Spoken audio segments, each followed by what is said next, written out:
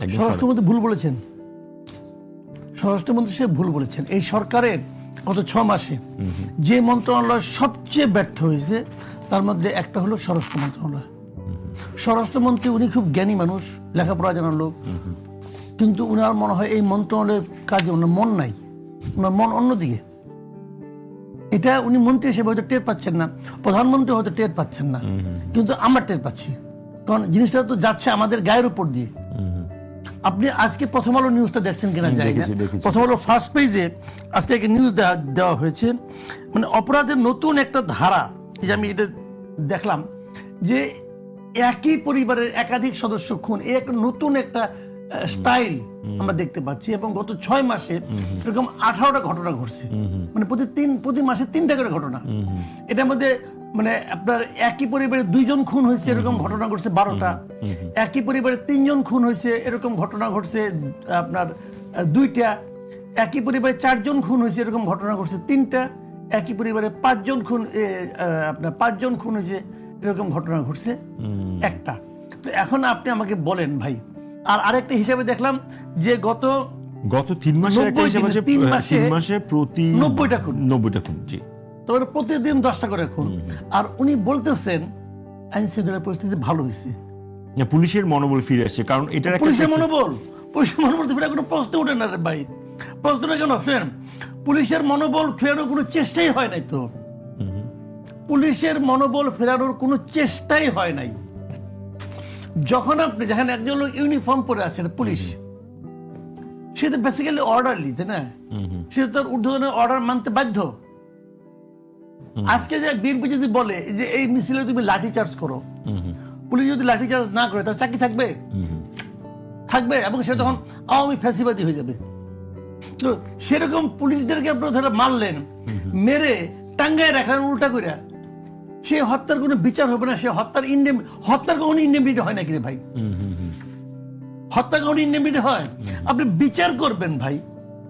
যদি বিচারে প্রমাণ হয় যে মেরে উল্টায় ঝুলায় রাখাটা বিপ্লবের জন্য প্রয়োজনীয় ছিল, তাহলে তো বেকসুর খালাস পাবে সে। আর যদি বিচারে প্রমাণ হয় উল্টায় রাখাটা ঠিক হয় নাই, তাহলে তো বিচার হবে।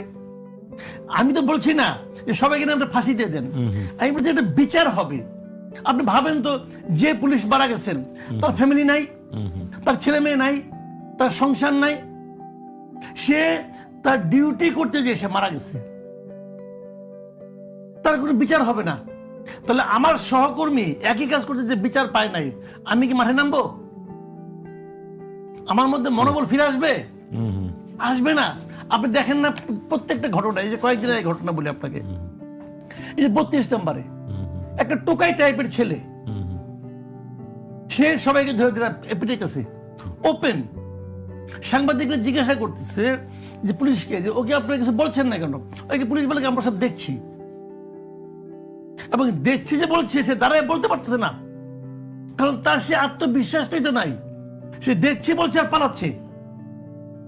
ওই ভদ্রলোক নাম কি দেখলাম, সাদ্দাম না কি নাম, ওই পুলিশ কর্মকর্তার, সম্ভবত উপকমিশনার। তাহলে আপনি আমাকে বলেন রে ভাই, এই পুলিশের মনোবল থাকলে তার সামনে মারতে পারতো, ঝাড়ু পিটা করতে পারতো? পুলিশের মনোবল ফিরে নাই, এবং মনোবল ফিরে নাই বলেই আইন শৃঙ্খলা ব্যবস্থা ভালো হয় নাই, হবে না, এটা স্পষ্ট বোঝা যাচ্ছে। আমার তো মনে হচ্ছে আপনি যেভাবে বলছেন হবে না, তার মানে কি আইন শৃঙ্খলা পরিস্থিতির সামনে তাহলে আরো এরকম চলতে থাকলে হবে না? মানে কি বলতে চাচ্ছে, আমার কথার অর্থ আমার কথা হলো, যতদিন আপনি পুলিশের মনোবল ফিরাতে না পারবেন ততদিন হবে না। কারণ পুলিশের মনোবল আপনাকে ফিরাতে, কারণ স্বরাষ্ট্রমন্ত্রী কি মানুষের ঘরে ঘরে যাবে? যাবে না তো, উনি তো পুলিশকে পাঠাবে। তো পুলিশ তো কিছুই করবে না, পুলিশ এমন কিছুই করবে না যেটা করলে পরে সে রাজনৈতিক ভাবে চাপের মুখে পড়ে, অথবা তার জীবন আশঙ্কা তৈরি হয়। সে রিস্ক নেবে না, কারণ সে যে রিস্ক নেবে তাকে তো কেউ নিরাপত্তা দিচ্ছে না, সে রিস্ক নেবে কেন? এটাই হবে। আমি ওই অর্থ বলছি হবে না, কিন্তু এই জিনিসটা পুলিশকে করতে পারে না গভর্নমেন্ট। গভর্নমেন্ট তো ইন্ডিমিটি দিয়ে দিছে যে পুলিশ হত্যার কোনো বিচার হবে না ওইটার। তো ওইটা আজকে ওই এই কারণে ইন্ডিমিটি দিছে, কালকে আরেক গভর্নমেন্ট আরেকভাবে ইন্ডিমিটি দিবে, তো এইভাবে চলবে না। যদি পুলিশের মনোবল ফেরানোর চেষ্টা সরকার না করে, তাতে করে সরকারের কি লাভ? সরকার তো আসলে ওই অর্থে কোনো লাভ নেই। শুনেন, অনেক সময় অনেকে অনেক কিছু করে যার কোনো লাভ থাকে না, এটা সে নিজেও বুঝে না যে তার কোনো লাভ নেই। সরকার বুঝতেছে তার কি লাভ, বুঝে না তো সরকার অনেক। যেমন আমি একটা উদাহরণ দিয়ে বলি, একজন মন্ত্রী, খুব সিনিয়র মন্ত্রী এই গভর্নমেন্টের, বলতেছেন যে জ্বালানি তেলের দাম বাড়ছে, আগামী কিছুদিনের মধ্যে জিনিসপত্রের দামও বাড়বে। আচ্ছা আপনি বলেন, জিনিসপত্রের দাম বাড়বে, জ্বালানি তেলের দাম বাড়ছে, ঠিক আছে। এখন এটা যদি বললেন, যারা জিনিসপত্রের দাম বাড়ায়, কিছু লোক তো থাকে নানা ছুতা না তাই দাম বাড়ায়, তো উনি কি ওদের কাছে অজুহাত উঠাই দিলেন না? এটা কি কোনো সেন্সিবল মন্ত্রী বলতে পারে? তো উনি তো বলছেন। এখন এটা বলার কারণে ওনার কি জনপ্রিয়তা বাড়বে গভর্নমেন্টের? বাড়বে তো না, মানুষ আতঙ্কিত হবে। এখন মানুষকে আতঙ্কগ্রস্ত সরকারের কি লাভ? তাও ঠিক, কোনো লাভ নাই, কিন্তু তারপরে তো করতেছে। অনেক কাজ আসলে লাভ ছাড়াই সরকার করে বলে আপনার বিশ্লেষণে ধরা পড়ছে। তা না, লাভ ছাড়া করে না, বুঝে না। আইন শৃঙ্খলার আলোচনা যখন আমরা করছি, পুলিশের পদায়ন বদলি এগুলো নিয়ে আলোচনা হয়। আমরা যে আলোচনাটা করি যে গত 15 বছরে আওয়ামী লীগের সংশ্লিষ্টরাই আসলে পদায়নগুলো পেয়েছে, সুবিধা পেয়েছে, সবই পেয়েছে। এখন যারা আসলে পদায়ন পাচ্ছে, সেখানে রাজনৈতিক বিবেচনা করা হচ্ছে নাকি সে কতখানি পেশাদার অফিসার সেটা বিবেচনা হচ্ছে? তাহলে কি বলেন? এখন আপনি প্রশ্ন উত্তর দিতে আমি 1 সেকেন্ড আপনি তো ফার্স্ট একদম শুট করেন। মানে এটা এই কারণে যে মানে এটা এত স্পষ্ট, যে দলীয় বিবেচনাটা এখানে এত গুরুত্ব পাইছে যে একটা লোক ফিজিক্যালি ফিট না, কারণ রিপন ভাই পেশাদার পুলিশের কথা বলছেন, সেই কারণেই বলছি। পেশাদারটা কেমন করে হবে ভাই? এবং সে তার একমাত্র যোগ্যতা হলো সে আওয়ামী লীগ আমলে হয়তো বা কোনো প্রমোশন পায় নাই বা পদোন্নতি হয়তো বা না, তাও শিওর না, কিন্তু মানে উনি দাবি করছেন যে আমি পাইনি। না, দাবি করলে হবে না, আপনার তো প্রমাণও থাকতে হবে। শুনেন আমি বলি রিপন ভাই, এগুলি কতটা কিভাবে প্রমাণিত হয়েছে, কিভাবে জাজ হয়েছে বলা বড় কঠিন। এখানে সততা কতটুকু, কার কতটুকু ছিল, কার কোন কারণে চাকরি গেছিল, এগুলি নিয়ে বলা বড় কঠিন। কারণ আজকে আপনি আপনার দলের একজন লোককে আরেকজন লোক বলবেন যে নাকি পায় নাই, তাকে বলেন যে প্রমাণ করে দিবে যে কিভাবে তাকে অন্যায়ভাবে ই করা হয়েছে, মানে নিজেকে উপস্থাপন করছে। এই দলেরই বিএনপি করে একজন, বিএনপি সে বলে দেবে আপনাকে। মানে এগুলি বলে কঠিন ভাই, এগুলি বহুত দিয়ে আছে, হিসাব নিকাশ আছে এখানে। কিন্তু মূল পরিচয়টা হলো যারা পেয়েছে তারা দলীয় বিবেচনায় পেয়েছে। তো আপনি তো সেই কাজটাই করতেছেন, যে কাজটা আপনি বিরোধিতা করতেছেন। আপনি যে কাজটা বিরোধিতা করতেছেন, আপনি সেই কাজটাই করতেছেন ভাই। 2000 শুনেন আমি বলি, এত বলে তো লাভ নাই। আমরা তো আওয়ামী লীগ বিএনপি সবই দিকে খেলেছি আল্লাহর রহমতে, বয়স তো কম, এখন মৃত্যুর সময় হয়েছে। আপনি ভাবেন তো একটা আল্লাহর রহমতে না, বলবেন দুর্ভাগ্যক্রমে। না আল্লাহ দিচ্ছে, এটা হয়তো আল্লাহ আমার পরীক্ষা করতেছে, আমি জানি না কি কারণে। আপনি ভাবেন তো 2006 সালের জানুয়ারিতে একটা নির্বাচন আয়োজন করা হয়েছিল।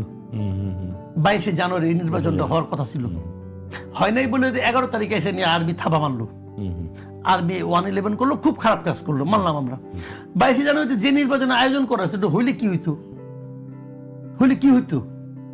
এই 2014 সালে যা হয়েছিল তাই হইতো।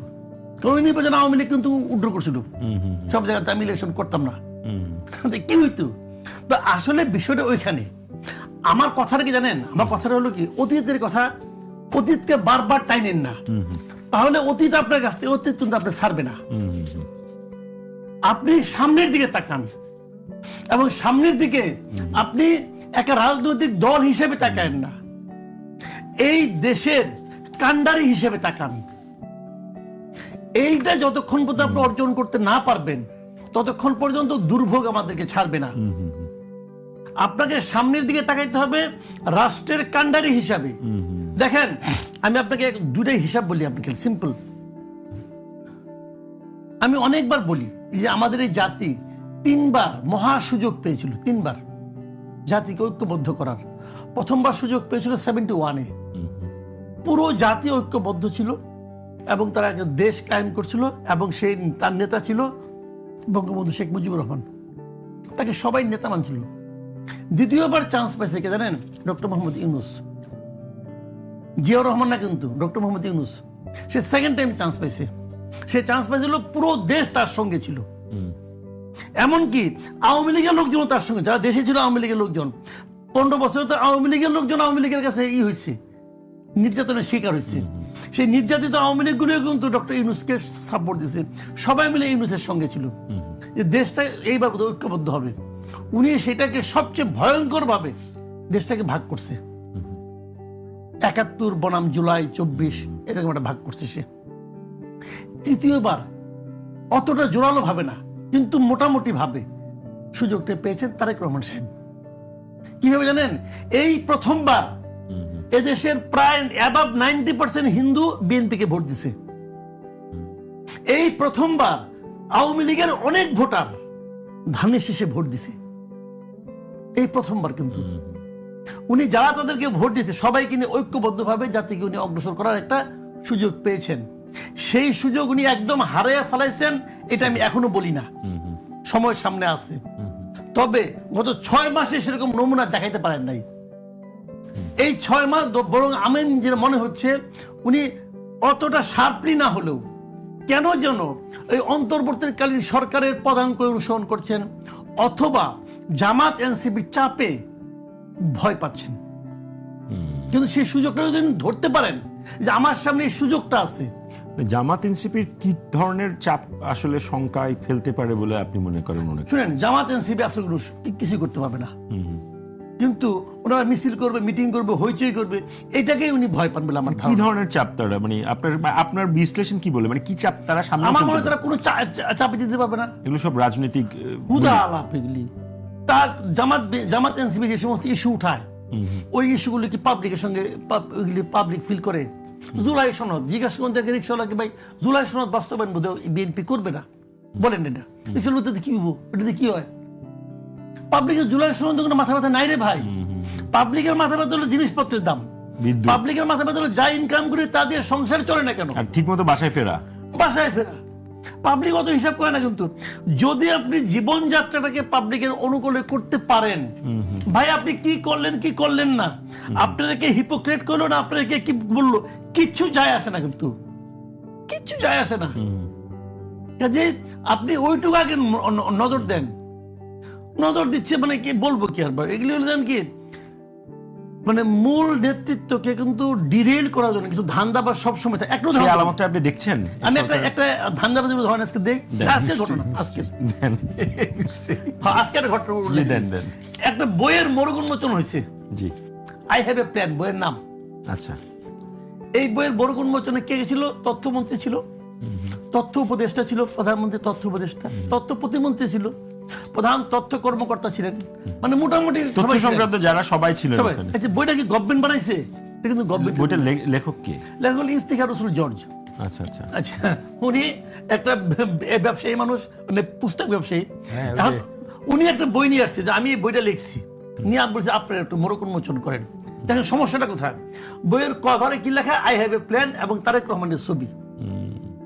এখন এই যে লোকগুলির নাম বললাম, তারা মনে করছে যদি এটা আমি ফেরত দেই তাহলে যদি আমার কোনো সমস্যা হয়, তাহলে প্ল্যানের সমস্যা হবে, তাহলে তো তারেক রহমানের সমস্যা হয়ে যাবে, তারেক রহমানের আমার বৃহত্তর। আরে ভাই, তারেক রহমানের সঙ্গে তোমরা থাকো প্রতিদিন, তোমরা কি লোকটাকে চেনো না? তো এই লোকটা তোমরা চেনো না কেন? তোমরা তেল মারার জন্য ওইটার ফিতা কাটলা। এখন কি হবে জানেন? হবেটা কি, আপনি আগামী 2 মাসের মধ্যে দেখবেন আই হ্যাভ এ প্ল্যান নিয়ে কমপক্ষে 20টা বই মার্কেট আসবে। এবং কেন আসবে জানেন? জাতীয় গ্রন্থকেন্দ্র হলো বাংলাদেশে বর্তমানে বইয়ের সবচেয়ে বড় ক্রেতা সরকারের। আই হ্যাভ এ প্ল্যান নিয়ে যে যাবে বইটা, ওই বই যদি জাতীয় গ্রন্থকেন্দ্রের পরিচালক না কিনে, সে মনে করবে আমার চাকরি চলে যেতে পারে, মুড়ি মুরগির মতো।